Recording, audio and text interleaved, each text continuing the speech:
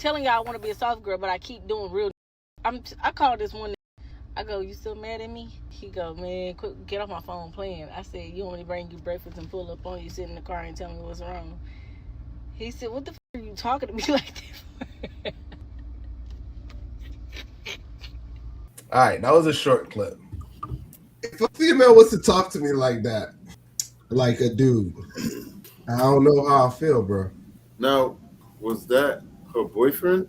Yeah, so it was a lady trying to say she's trying to be more feminine, but she portrays herself to be more masculine. Not saying that she's masculine or anything. It's like the way she speaks is masculine. Masculine. I don't understand how that didn't turn off for some people, but I seen relationships where ladies masculine as hell and they got a man and they good, they lovey-dovey, you know what I'm saying? I mean, but women can't help it though, because naturally the testosterone levels are higher, you know. Yeah, and if they together, it's working. Yeah, so I've seen stuff like that where the lady, she's a lady all the way around, she freaky and all of that, but it's like she just comes off as, And they say the taller a woman is, the deeper her voice gets. For real? Yeah. I see tall lady with squeaky ass voice. Were they though? And then too, let's not forget about how that woman was raised. If she grew up where her mom was strong and see her mom move furniture and shit, and have to call the shots and see my mom move some furniture. Can't really help it if that's what you see. I'm pretty sure we all seen that. Mom pick up the couch. Is that what you call like masculine or manly woman? Well, I understand what you're saying. That is true, but we're talking about her more speaking like a man. Is it? You probably energy, right? We're talking about energy. Yeah, because I've seen some ladies. Trust me, I've seen West Indian ladies that are strong as hell, but that doesn't make them masculine. Mm. You get what I'm trying to say? So I see my aunts and them walk around with bags of. I put that on my neck. I break my neck. They walk around with the bags on their heads for miles. Yeah. Mm-hmm. And they got balance. They could sit there and talk for you for 10 minutes. I'll be like, Auntie, go ahead. I see you when you come back. I'm like, you got to hold this man all day. You know what I'm saying? And she got a bag of coconuts like 10, 15. You know what I'm saying? See them grab a towel and wrap their head and they put that on top of the towel. Man, they could stand there all day. Yeah, they got it. And it was like, to lift up the bag itself is heavy. But once they got it on their head and they balance, I was like, remember my aunt helped me. I remember I was like 14, 15 when I went back to the islands. And my aunt helped me. I was like, hey, help me lift this. I just need to get it. She said, once I get it on my head, I'm good. I'm like, lift the bag. I'm freaking struck. Hold on, auntie. Hold on. My mom used to be like, come on, we got to get this piece of furniture out the room. And she would just take her time and tumble it. We would all be just tumbling the furniture over so they got to his destination. That's true. So what I was going to say, P, you remember we had a conversation when we were talking about ladies being masculine, right? Because like Toya just alluded to, like how ladies could move stuff and they're strong and all of that.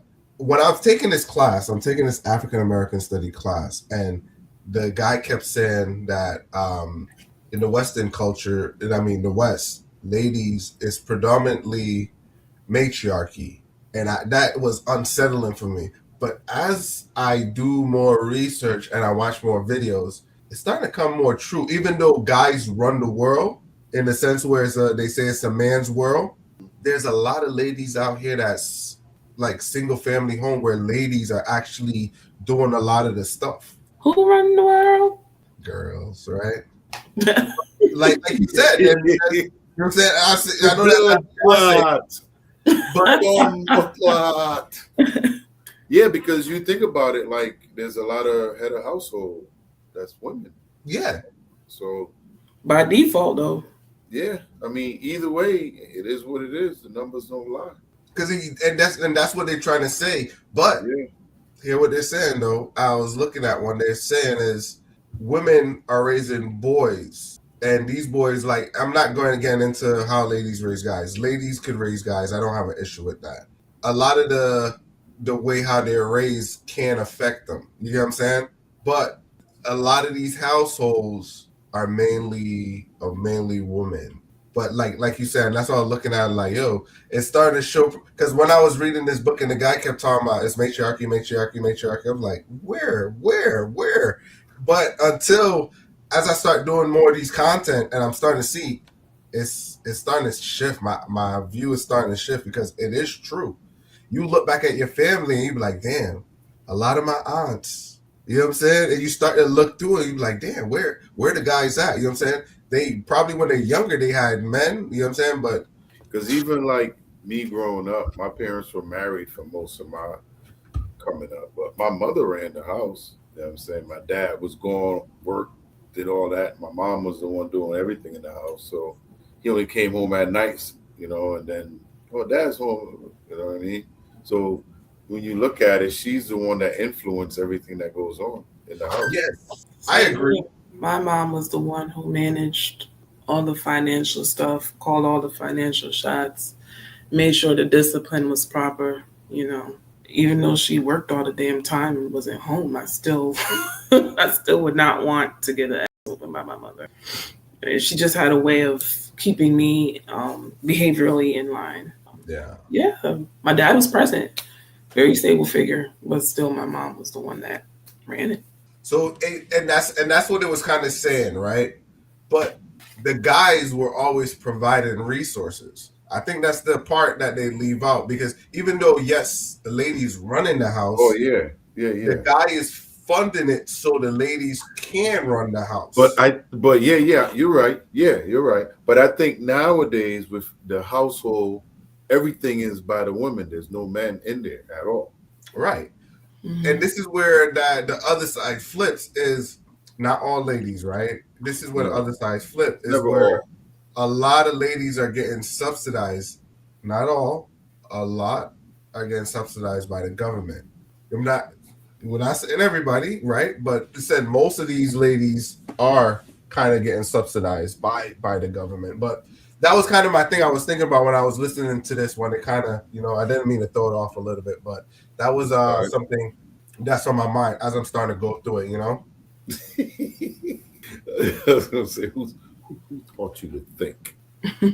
No, I'm just starting to see stuff, you know what I'm saying? But yeah, man, it was irritating because it's a book, it's like he was explaining, it's like I was like, man, that ain't true. Because as young men, they try to tell you, you be head of your household, do this, do that. But when you sit down and you look at it, and it's like, damn, that is true. I see the same thing with my mom. You know what I'm saying? My mom was strong. She, you know what I'm saying? She did everything. That didn't mean my father was in there. You know what I'm saying? He was providing the resource, but and we all and most people have the similar stories. You know what I'm saying? But no, most people don't have the similar stories. We do because we all West Indian or descents of West Indians. But she came up just like we did. Like I think it was different. Like being in the Caribbean, all of us had parents, and they all was helping. You know what I'm saying? So we came up a certain way. But there's people that once I moved here that didn't come up that way. Yeah, I get you. You know I agree. I mean?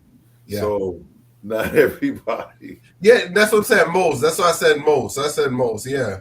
Yeah, but I understand what you mean though. But I think, and I'm not just saying because we're West Indian, but I think people down there are brought up a certain way where things had to be done. Women had to do this, men had to do that.